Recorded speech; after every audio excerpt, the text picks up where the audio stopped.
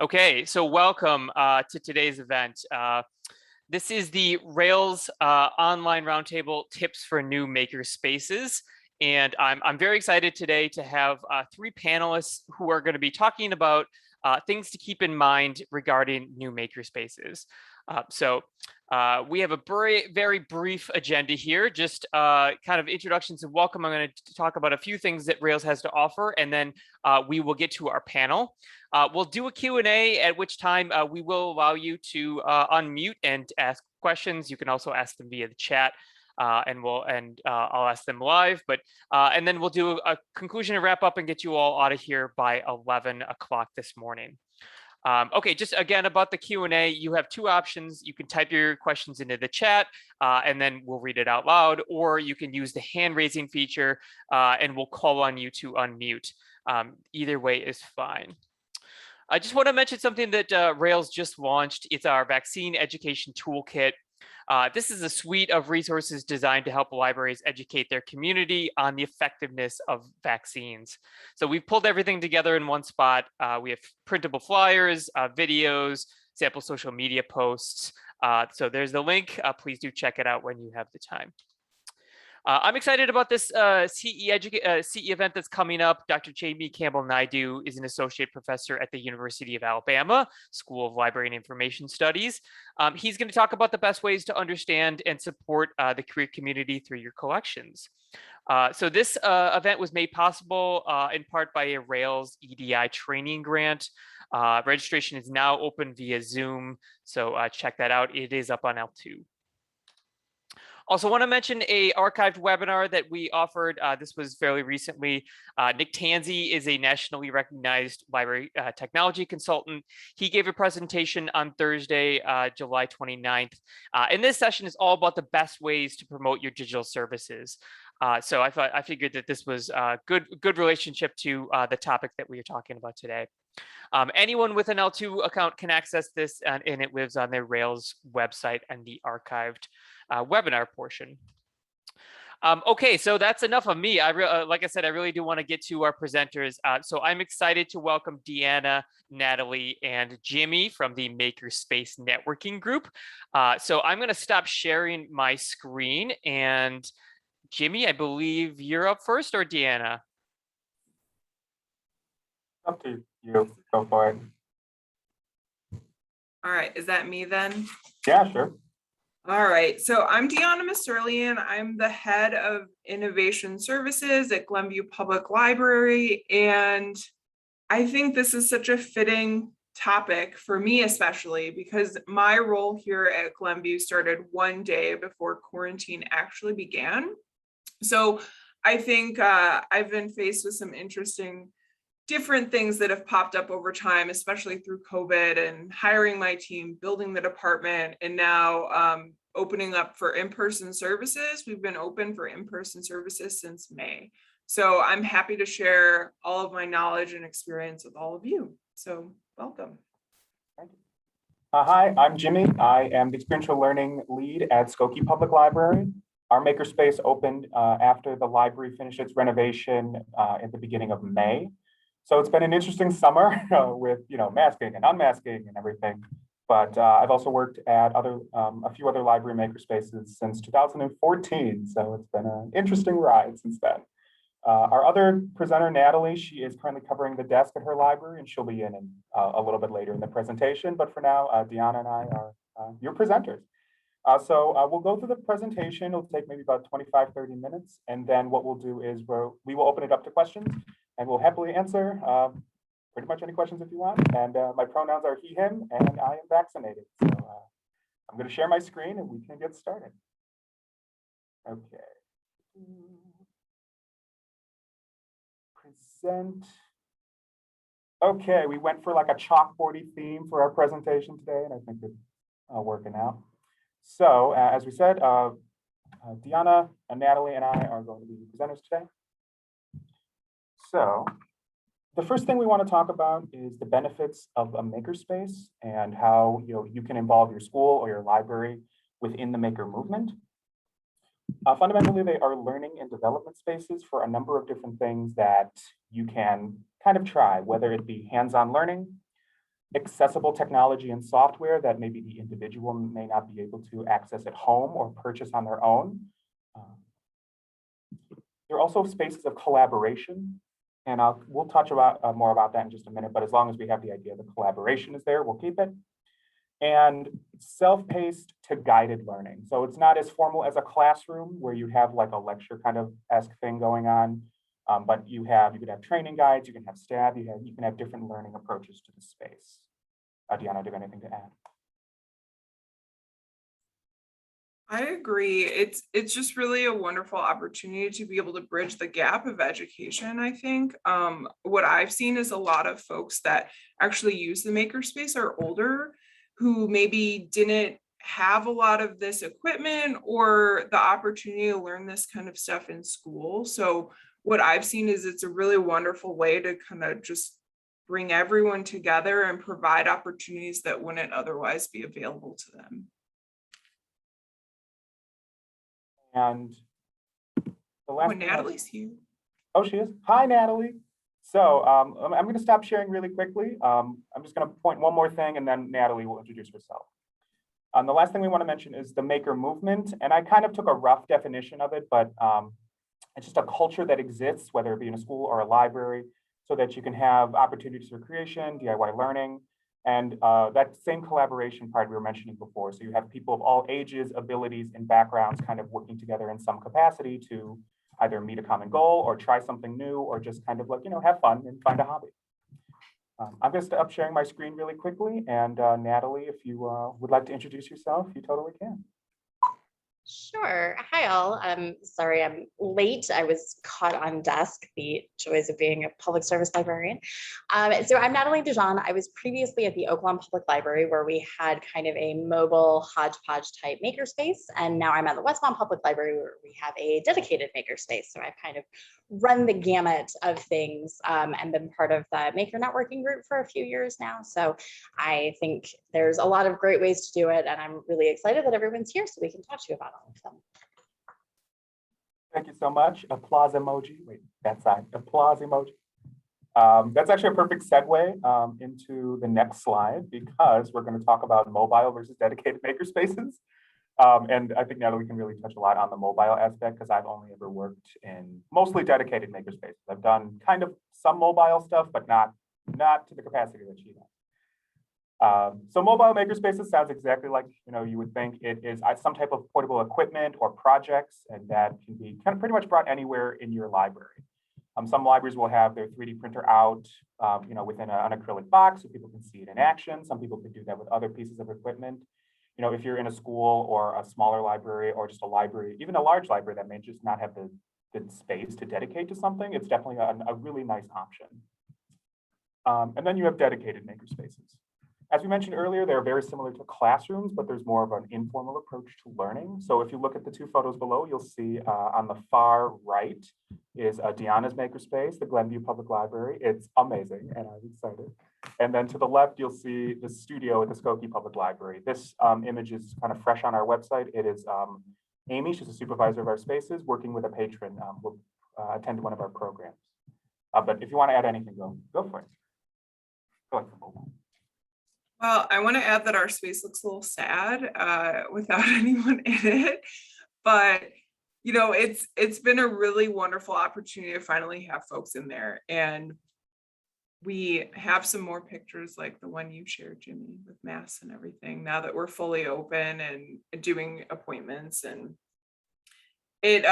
we do have actually a mobile makerspace in our library too. So our space itself is for age 11 years old and up. And our youth department, the way that our space really came about, it really evolved from a mobile makerspace cart that we first had that was funded through a grant, and then transpired through this bigger project to create what you see there. And the space was under construction early last year, and then really was open kind of in the wake of COVID and all of that. So that's why it's a little empty right there. But the mobile makerspace is an opportunity to provide the makerspace services for the younger kids. So we're starting to kind of shape what all those services really look like at this time. And I just want to point out that with even dedicated makerspaces, you don't have to have, Deanna and Jimmy both have very, very dedicated spaces, but you don't have to devote like an entire room just to your makerspace. So at Westmont, our makery is actually kind of at the end of one of our program/meeting rooms. So the room is able to serve kind of dual purposes. So if you are kind of short on space, you can have kind of a dedicated area where all of your equipment lives, all of your supplies live, but then also use that space for other things. You don't have to lock yourself into saying this room is just a makerspace and only a makerspace.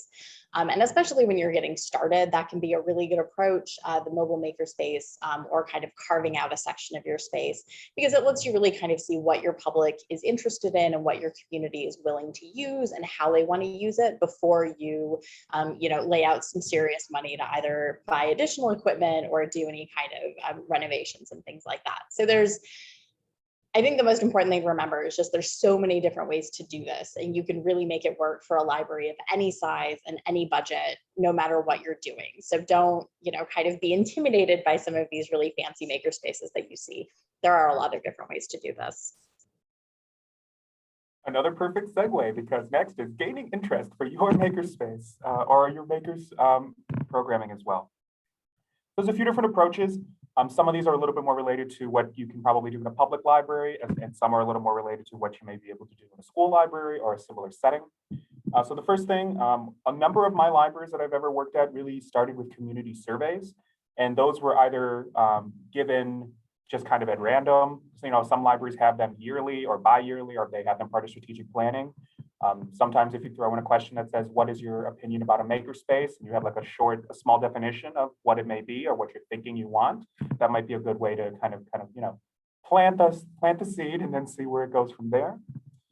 And those surveys can go to a number of different people, whether it be students, teachers, community members, whoever, you want your target audience to be and who you're thinking it will be for. Also, there's a fun part that I don't exactly know what it might look like in the near future, but you could try to examine similar resources, and that could be a number of different things. I know visiting schools and libraries or even for-profit makerspaces in the area could be an interesting endeavor, considering where we are in the world, but if and when things hopefully get better. The Makerspace Networking Group, we've had meetings at other libraries in their makerspaces. If you happen to be, or if your library will agree to it, there are a number of for-profit makerspaces in the area, which can kind of just give you an idea of what technology is out there. One of the most popular ones to visit in Chicago is called Pumping Station 1. And that's kind of where a number of, I've been there a few times. I know Deanna worked there, so it's a pretty good resource. And and then you can analyze that interest based on program popularity, which is kind of cool. So then you can identify if you wanted to add more things to the collection, if you wanted to try a maker resource like Creative Bug or Creately first to see what how that's used, and that can kind of translate nicely when you start to gain statistics, depending on what kind of administration you have. If you have someone that's very data driven, you will have those numbers. If you have someone that wants patron experience, you also have the option to find that.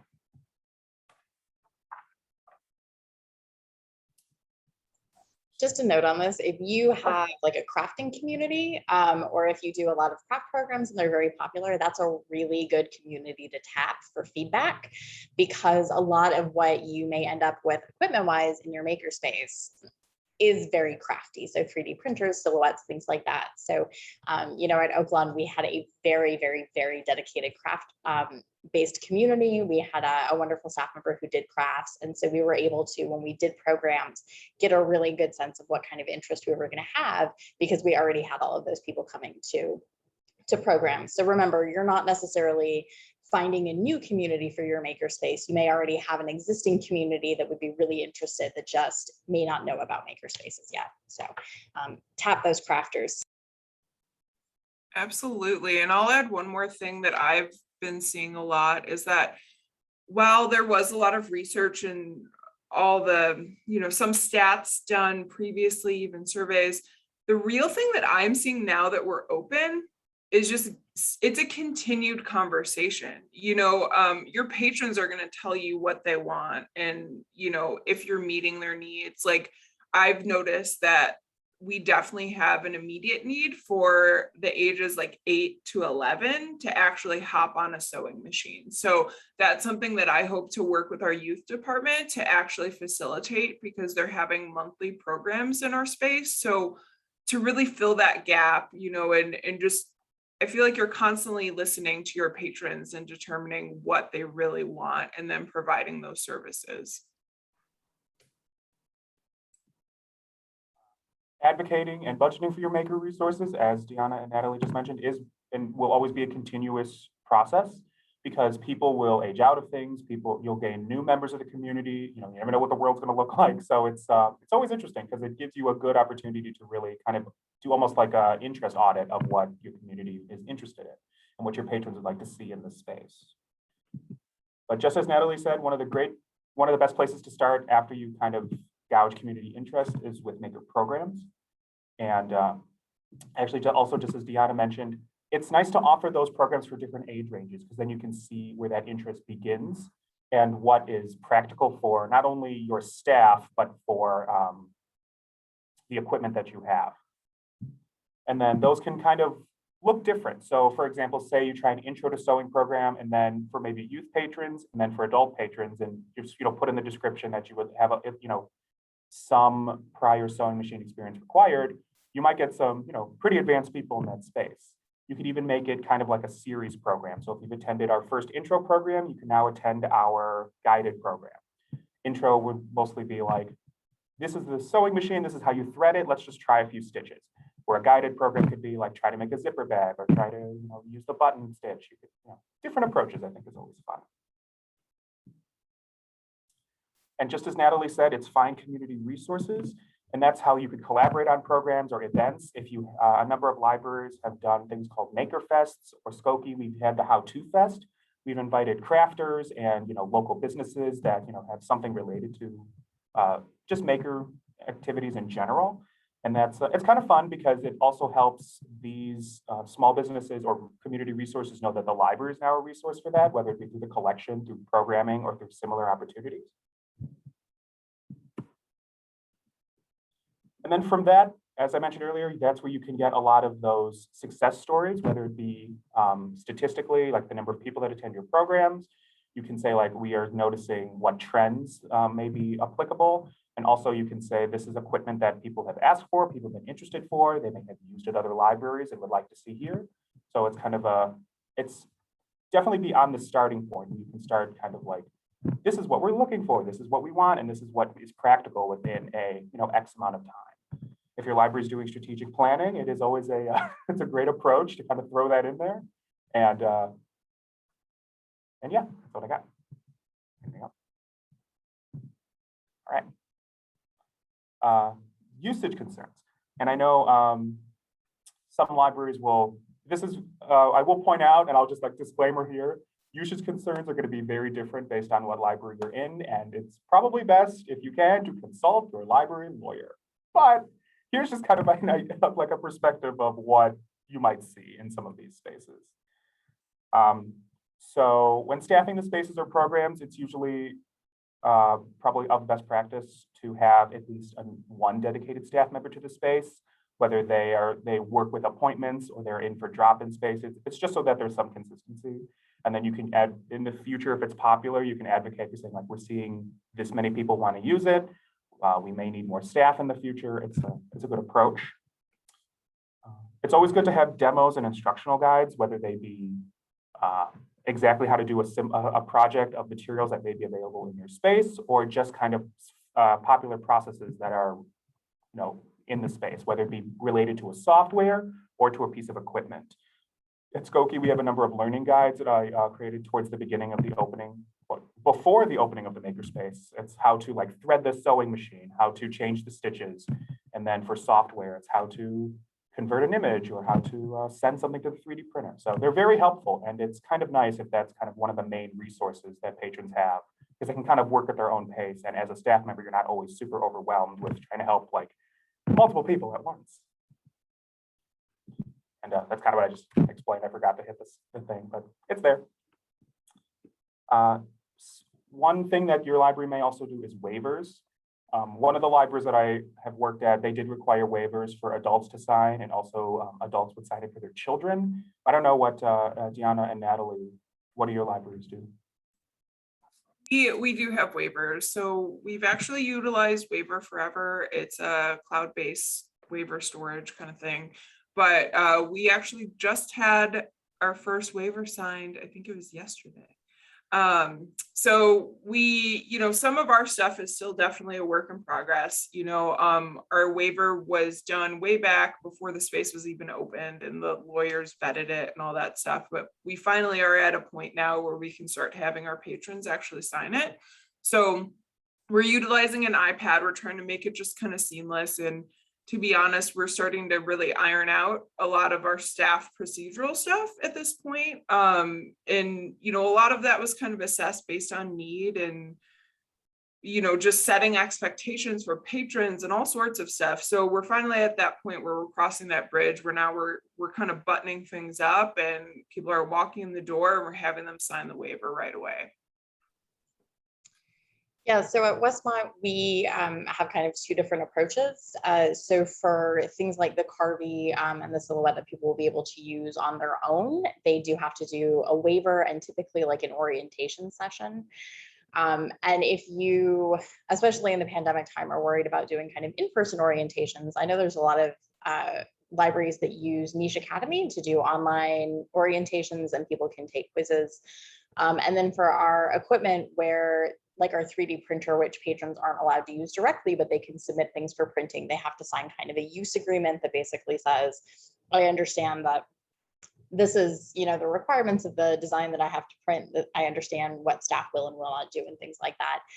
So both liabilities, but also just kind of making sure that your procedures and processes are really clear to your patrons. Like staff will not edit your 3D design to make sure it prints. Like we will not, print, guns, knives, whatever.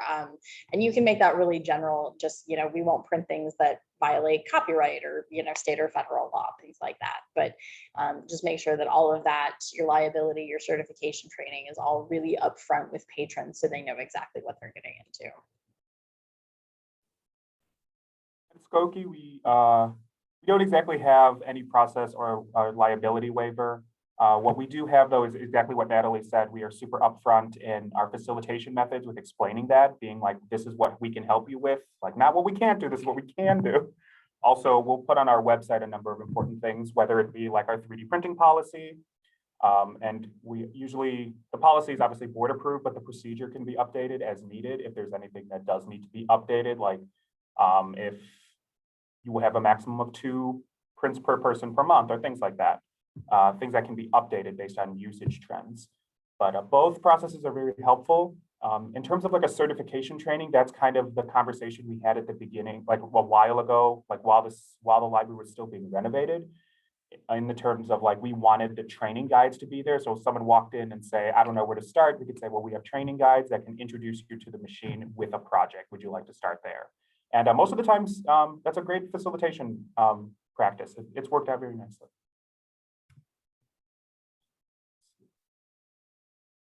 Makerspace promotion. So this is for our marketing people, if anyone is in the room.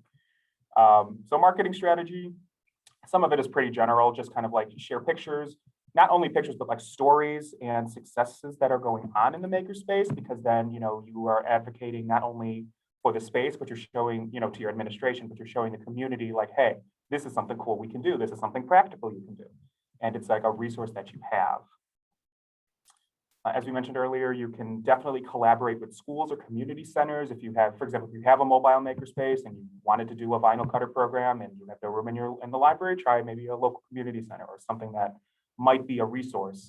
And a lot of, I know some of the libraries I've worked at, they share resources, whether it be kind of like the Park District doing a program at the library or kind of something like that. There's a lot of room for collaboration, and it looks very different for every community, which I think is pretty cool. So whatever works best for you and is practical for your staff and your location within the maker movement can definitely be applicable. This one's kind of my favorite. Wherever you can, if you can make something for the library, do it. If the reference desk needs a keychain, you 3D print it or engrave it. You know, you can make bookmarks for programs, you can make program supplies, like there's a lot of options. Before the studio opened, before Skokie Library kind of opened full capacity, we were only just offering a computer access, and we were a cooling center / warming center for once the renovation ended. And we opened in May, so between like maybe March and middle of March of this year and the beginning of May, there were a lot of 3D printed keychains that were made. There was all kinds of things. So like if you go around Skokie Library, it's going to be very rare to see a non 3D printed keychain or a non laser cut keychain for pretty much any department. And Deanna or Natalie, do you pretty much work ever primarily with your marketing team? Is there any fun strategies that you've done?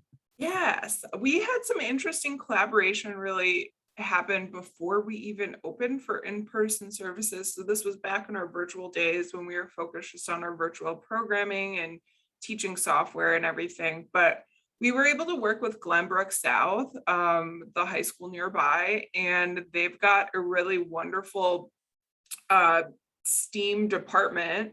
And it's actually their engineering department. So, but they've got all of the tools and resources for the students to use. However, the students specifically have to be signed up for the engineering program and kind of be taking that track in that school. So while they were closed and still doing remote learning, we were able to provide our 3D printers to actually allow the students to make 3D prints and pick them up in a more timely manner, since they're the department head of that engineering department was not in the building to facilitate the prints. So we actually have a couple spools of their filament downstairs that they donated to us specific to their prints. And we've had a handful of students continue to use the service over time. It hasn't been super popular just because they ended up going back to school, but it was a really great opportunity for us to introduce ourselves to the students. And we actually took it a step further after learning that it was just the students specifically signed up in that engineering program that were allowed to have access to all that equipment. And I'm a former art student, so that was my kind of way into the makerspace movement. So we use that as an opportunity to speak with their art department and really open it up for all the kids that really would be interested in our services. So we've done a couple projects. There was like a laser engraved gene project that we worked with like the photography department about. But, we've been trying to utilize all sorts of opportunities that we can to really show the students and expose them to really what the possibilities are. So it's been pretty cool. Another option is if you do any sort of patron, student, or staff appreciation things, you can use your Makerspace equipment to create stuff. So for the fall, we're doing for patron appreciation, we're printing or we're cutting on the Carvey little pendant shapes. And then on the silhouette, we're going to make a variety of different stickers that people can then choose to like put on the pendant. And then they can make their own little kind of, Carvey / silhouette pendant. And we can use that to kind of promote and say, hey, if you really like this, or if you want another one, you can book some time in the makery and come by and make one. So sometimes just kind of putting things out there. Make and take craft programs also, if you're using your makery supplies to create craft supplies for your make and takes, stick a little note in there that says, like, this was cut with our Carvey. Interested, visit the adult services desk and learn more, or check out our website. But there's all sorts of little ways that you can kind of put that promotion out there in ways that isn't just like slapping a sign up or trying to tell everyone who comes by. Find those things that people will take with them and actually put their hands on. I'm also a fan of shamelessly promoting the Makerspace or the programs I have. For example, my glasses, I 3D printed them to a pair of lenses that I got, and it worked. So that's cool. I also, I put vinyl stickers on all my stuff. Like, we have a communication device at Skokie. I can show it on the big screen, but like, I put my name on there with a sticker. Like, I live my life in Makerspaces, and it's fun because it's like you drop those not so subtle hints to people, and it works out sometimes. And the last thing we're going to talk about, why is this not, there we go, is the learning and facilitation methods that can help the spaces function. So I think a really good starting point, and even if you're starting to put together a program model, or if you're putting together a what's it called, a proposal for a makerspace in general, it's really important to kind of clarify what you want to be accessible in this space and how the space is just going to function with staff and with patrons and with what facilitation methods. And there's a few things that are pretty important. You really want to identify the equipment or the main resources that you want to have available. For example, if you have a very large knitting community, you're going to have a lot of knitting resources. If there's a lot of interest in 3D printing and laser engraving, having options in terms of what may be accessible at that time within a certain budget or within a timeline. Definitely identifying who your target audience is. Like Deanna mentioned, her makerspace is for ages 11 and up. At Skokie, we have 2 learning spaces. Technically, we have the one space you may have heard of called the Boombox, and that is for patrons elementary through kind of 13. We have different projects in there. And the studio is really designated for teens and adults, 14 and up. We do recognize that 9 and 13 are kind of like that interesting, tween. I don't like the word tween, but tween ages. And they can come to the studio as well. They just will need an adult with them, but that's a nice opportunity for like collaborative working for families and things like that. Also, I think there's an ideology that exists that like every project in the makerspace has to be perfect, and that is not true. And what's important is the valuable learning experience. I mean, it's not going to work out every time, whether it just be like, oh, we measured something incorrectly, or like, hey, we learned and we know for next time, or the machine just could totally go kaflooey, which is the technical term. So, there's a lot of different things that can happen, and it's never going to be perfect every time. And I think there's that just setting those expectations in the beginning and really being, transparent about that is going to be very important. I'm also a fan of creating learning goals, and obviously it's as we mentioned earlier, it is an informal learning space, but it doesn't mean you can't have like some type of ultimate, thing you want to achieve. Whether it be this person learn about just the space in general. By the end of this program, you'll be able to at least, thread the sewing machine, learn how to make a stitch. By the end of this other program, you'll be able to use the software for the laser engraver and, send it. Like you have options, and it's really fun. And it's kind of cool because you can also explore on your own. As the space is made for people of all ages and abilities, I think a staffing model to reflect that also is nice, especially if you have artists or people who maybe have been engineers. Deanna mentioned she has an art background. I have an engineering background, and it's kind of cool how we have worked in makerspaces for all these years. It's just interesting, and I think they will definitely gain interest not only hopefully from board members, or not only from administration, but from board members as well, because it might spark some of their own interests. And the last thing I'll mention is that you definitely want to include some type of continuous staff training and development. As the makerspace is consistently growing, so is your facilitation methods, and it's pretty much the most fair approach to your staff, or even to yourself if you're one of the only people in the space, to kind of say like, hey, training is going to have to be continuous. I might go on vacation for 2 weeks and come back and remember nothing. So that's where guides can come in very handy. And if you'd like to add anything, go for it. Absolutely. I'm just going to add that it very much is a continuous learning model. Like I personally think of myself as a lifelong learner, and I think a lot of my staff do as well. And we've done our best to try to communicate that to our patrons. And what I've seen is just, setting the expectations that they're in the space to learn, is our number one, and making all of our expectations clear. And really what I found is our age requirement is a big sticking point with our patrons. So we've become more upfront and, just saying that right away. And I think that's the best thing that I can recommend to all of you, just to make the expectations clear. It's going to make your life a lot easier. I have no art or engineering background, but I do have a pretty extensive education background. And, as Jimmy mentioned, it's really important to, be upfront with patrons that not every project is going to come out really well. Honestly, my most effective staff training method is to screw something up while I'm in the middle of training, because I can be like, it happens. But, if patrons have questions or if something goes wrong, show them not only how to fix it, but how to find fixes on their own. So I've been helping a friend of mine learn how to sew, and she was having a really bad bird nesting problem. And instead of just, telling her this is exactly what you need to do to fix it, we tried a couple of things. And then I said, hey, just Google bird nesting and how to avoid it on YouTube, and you can find some stuff. So, really empower patrons to try and find those solutions for themselves, but do remind them, like, it's okay to practice, it's okay to screw up. Buy that really cheap piece of fabric to practice all of your stitches on before you try and sew a pillowcase out of your $25 a yard fabric. But yeah, I mean, mess things up in front of people. I frequently tell people about all of the ways that I have screwed things up because it makes them feel much better about their own mistakes.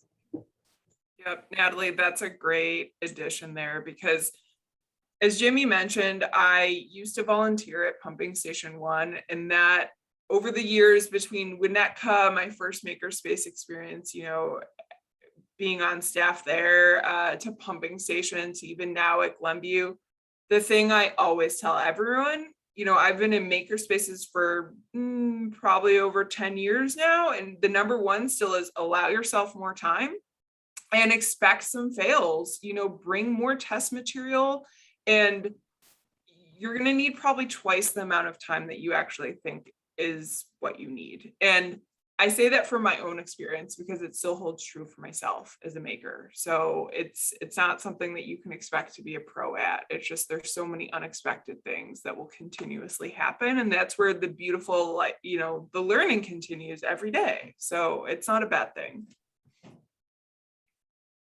What's really nice is that a lot of these ideologies can kind of match what might be going on in your school or library. So if you do a project based on what may be happening in a STEM lab or in a different curriculum, it's always it translates nicely. You could do, if you're having a major program or you're doing something in the library that's on a major event, the makerspace or a maker project can be involved. So there's a lot of opportunity to be seen and a lot of different ways you can kind of share those facilitation methods. And then this is just some information on what your resources are. The Makerspace networking group, Natalie, Deanna, and I are all members of that.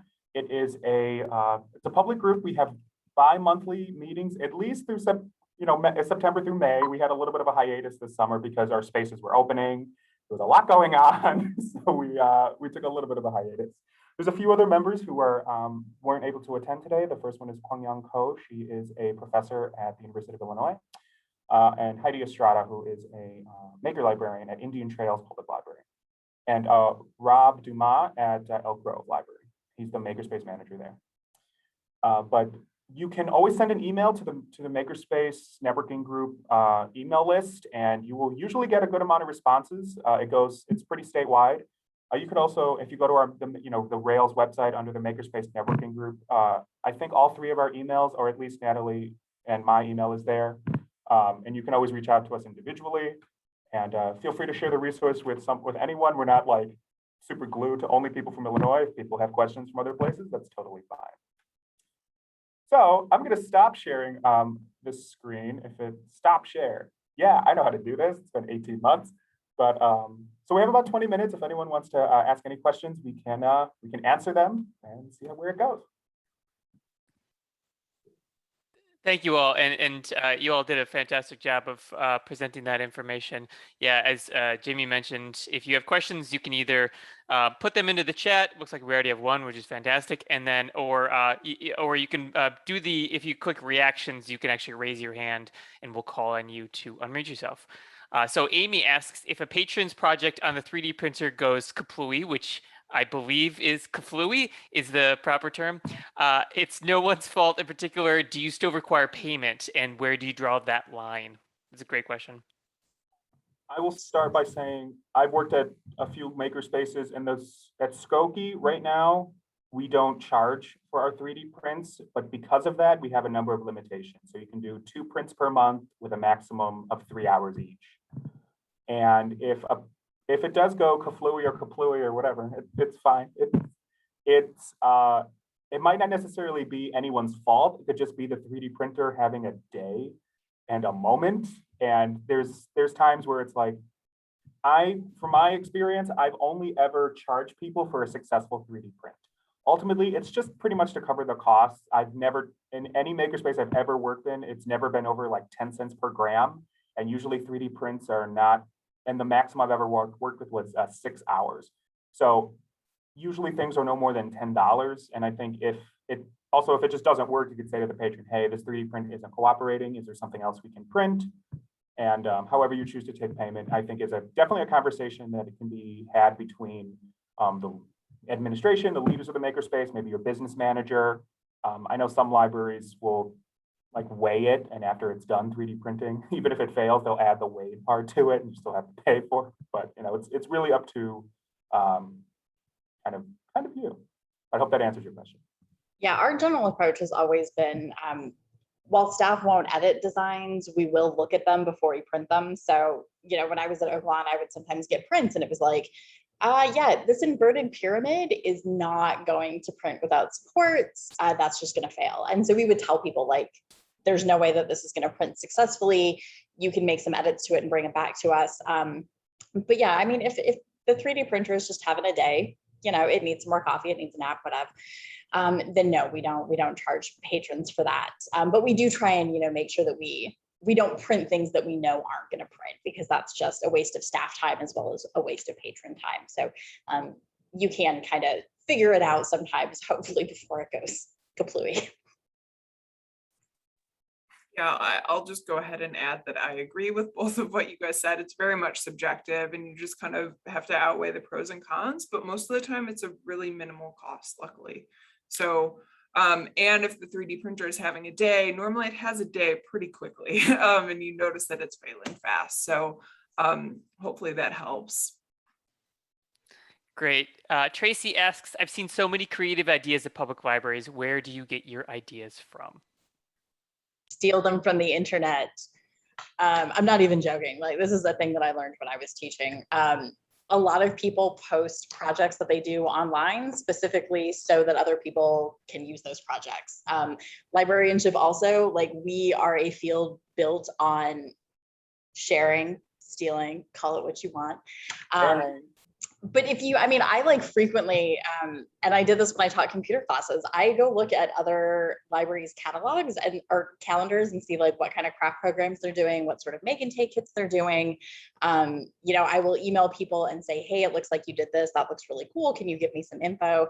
And I think 99.9% of the time, people have been happy to like share their process with me. You know, most of us are not like copywriting our ideas of things that we do. We're happy to share them. There's so many crafters out there who have blogs.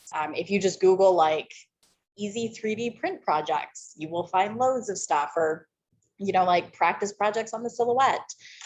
There's just tons of stuff. So troll the internet, find everything that you can, contact people, talk to people, visit other libraries' websites. You know, there's tons of stuff out there. Also, go ahead.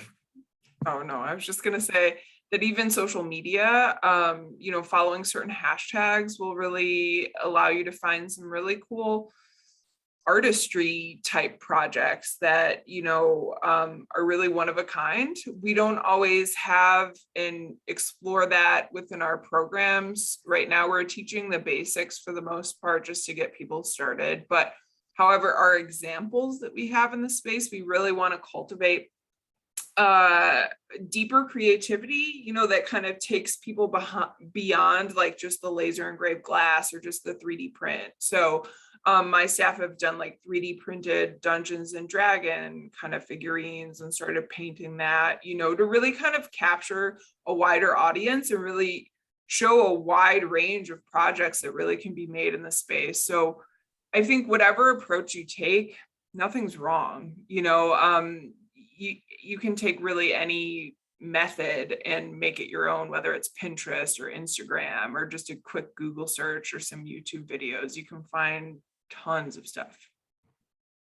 And if it's just something that you like, try it. Like I did. Okay, so over the pandemic, I had the most successful outdoor program. It was Pokemon Go, and for that, I had, you know, vinyl stickers to kind of promote the studio and our online program. I had a 3D printed for whoever found the first shiny Pokemon. So like you have options, and that's really cool. I also follow the hashtag Makerspace on Instagram, to be honest. So it's exactly what I was gonna say.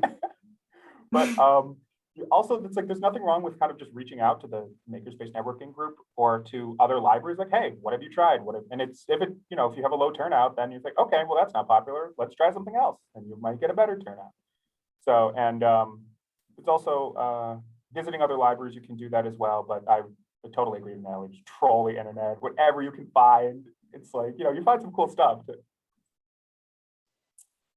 Yeah, let me just actually echo what Jimmy said, and this is me showing Rails things. But that Rails email list, that Makerspace, I just looked at the stats, and there are 450 people subscribed to that list. Last year there were over 200 messages. So that that's a built-in community for folks who are just getting started. So please do use that. I think that's awesome. Something you said just reminded me. I think also see what resources are in your library. What books do you have in the collection? If you subscribe to Creative Bug, I've done a number of programs like literally right off of Creative Bug because it's nice, mostly because if you use it, then it's also equally as accessible to another patron.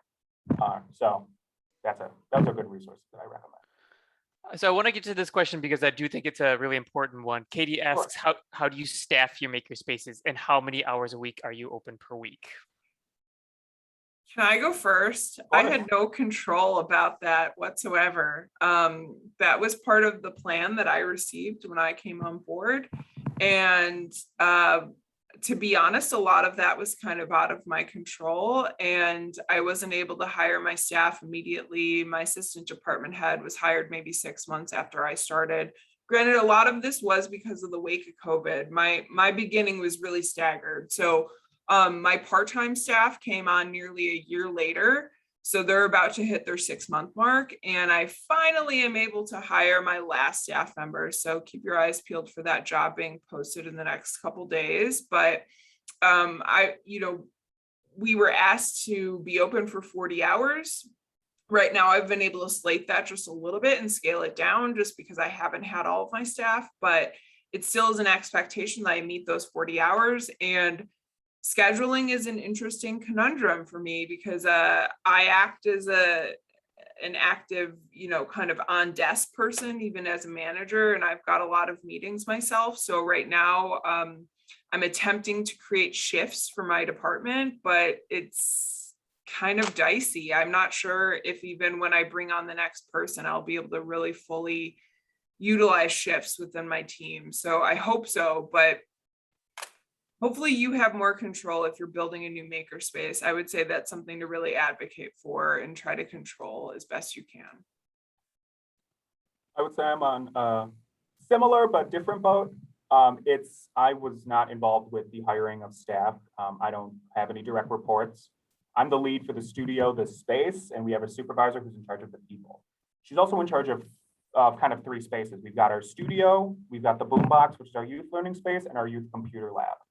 And the studio is open all hours of the library as of now, and it is staffed by someone all of those hours. And those staff members have been trained in the makerspace. And again, training is continuous, and that's how we kind of move along with that. But then the youth spaces are usually open. I like, for example, for the summer, they're open 1 to 7. And then for the school year, they'll be open 3 to 9. So those aren't like constantly open. So it kind of makes staffing a little bit easier. But we do have a designated staff, at least for the studio, people who work in the space regularly. And I work at another library too. I still work at Winnetka Library. It's how Deanna and I know each other. We started together in Winnetka, and I've been there ever since. That's my part-time makerspace gig. But right now, there is a new director. She's been there for just under a year, and she created a digital services department. Considering that before it used to be a collaboration between like 4 departments, it was a lot. Now that it is one department with a manager and a full-time person and part-time Jimmy over there, it's nice just because it's easier to collaborate. The hours of the library are not the hours of the makerspace at Winnetka, but it matches the staffing model, which if sometimes if it's only one person, it's by appointment only or it's a drop-in. So whatever limitations you may be given, I think there's transparency. Like, okay, if you give me these limits, these are the hours we can be open. These are the services that I can provide. This is what I know, and this is what I can train myself on. So, yeah. At Westmont, we're strictly appointment only. And depending on what equipment the patron wants to use, we may try and schedule it when like a relevant staff member is there. So I sew. So if somebody wanted to use a sewing machine, we might try and schedule them to come in like when I'm off desk. So if they need help, I can kind of pop in. But we don't have sort of like specific set hours. It's just sort of as people express interest and want to come in, and then we try and do programs and stuff. I'm gonna actually lump together two questions here because I think they're kind of getting to the same point here. So Annette's question is, what training is involved with getting this program to be successful? I would love to do this, but I have no skills to work with a 3D printer. And then Beth asks, we do not have any Makerspace equipment, but we got a donation for a 3D printer. I have no experience with any of this. Any suggestions for a 3D printer? For a starter 3D printer. Based on what you're interested in, there's the most popular 3D printers you'll likely see in our area are probably MakerBot, Lulzbot, Prusa, or a Dremel. At Skokie, we have MakerBot, and I think that's actually the 3D printer and the company that I started using 3D printers with. They had them in my STEM lab in high school. And I will say it's gotten a lot better since 2012 and 2014, where there was some business problems. But now I think it's a little bit more consistent. And they have webinars. I think the instructions that come with the 3D printers are really good. We got a new 3D printer, and I mean, I had experience using 3D printers, but I had never used that particular machine. It was pretty easy to pick up. The software is a lot less clunky than some other particular things. But I think maybe probably the best starting point would be MakerBot, just because they have a whole MakerBot for Education movement, and they will provide training in some capacity, and it's all, you can connect the computer via, you can connect to the 3D printer via Wi-Fi. So it's, that's probably a good starting point. Yeah. I can add that, if I feel like attempting and embarking on training you really need to ask yourself what kind of learner you are. Are you more of a hands-on learner? Are you someone that can just watch a bunch of YouTube videos and get going, or do you like some careful reading? So I think consider yourself as the learner and what you really need to get started to feel confident, because that's really what it boils down to, is like your level of confidence, because ultimately you will share your knowledge that you learned with someone else, a patron, or even your staff to, kind of facilitate all of the training for the actual machine. So I like to ask myself that. I'm kind of a combo. I'm like hands-on. I need to watch videos. I definitely call on my staff still. I mean, they've become their own experts, and oftentimes they figure stuff out that I don't know. And I love that about my team. I'm able to learn from them, and it's just a constant back and forth. So we're really closing gaps that way. And I remember MakerBot and how painful it was many, many years ago, like Jimmy mentioned, back in 2012. I was scarred personally from all of that. I went the Lulzbot route. That was the first machine I bought for our space. However, I'm not the biggest fan of Lulzbot. After about a year of using it, I'd say that our prints are pretty inconsistent with it. And we ended up buying a Prusa for a fraction of the cost. And the Prusa is my favorite 3D printer now. 3D printing can be kind of painful because of a lot of troubleshooting at times. And it's like, you don't always know what the problem is, whether it's the level of the bed, the print itself, the extrusion process. There are plenty of things to troubleshoot. So I will say I love the Prusa. We actually just bought a second Prusa yesterday. So if that helps at all. Training wise, especially for 3D printing, I really want to encourage people to check out Tinkercad, because Tinkercad has a whole lot of tutorials on creating 3D print designs. And working through those will give you a much better working understanding of what can and cannot be printed, which will help a lot in learning how to use your actual 3D printer, because you will be able to look at things and be like, okay, this failed because my print design was bad, not because my extruder was too hot or too cold or whatever. So kind of figuring out that design aspect. for things like Silhouette and stuff like that, check the manufacturer's website. Most of them have tutorials. A lot of them have YouTube channels. A lot of them have support sites, things like that. But also, you know, again, reach out to other libraries in the area who use them and say, you know, hey, you know, I saw in the Maker networking group list that you're really good with the Silhouette. Do you think that we could maybe like meet up sometime or do like a video call and you could kind of talk me through some of this, you know, or do a field trip to your local public library that has a Silhouette and, you know, make an appointment. Come visit me at Westmont. I will show you how to use all sorts of things. But I mean, you know, like I said earlier, librarianship is very much about like sharing things and helping each other. So just ask questions and, you know, practice, give yourself that room to kind of mess up and, you know, you'll get there. I had no concept about 3D printing until 4 years ago when I started my job at Oak Lawn, and my interview was literally teach a class on 3D printing. And I was like, cool, I should learn that, I guess, and did in 3 days. So if I can do it, you can do it, I promise. When I was in high school, they had a replicator for, I mean, this was, you know, years ago, 2012. They had a replicator 3D printer. And then a few years later, and I started working at Skokie when I was in high school too. And, you know, fast forward X amount of years, when they were looking into buying a better 3D printer, I said, well, the high schools have replicators. And it might be interesting because if we have teenage patrons who are coming from the high school with their parents or with whatever they may already know it. So it kind of reflects what they may have.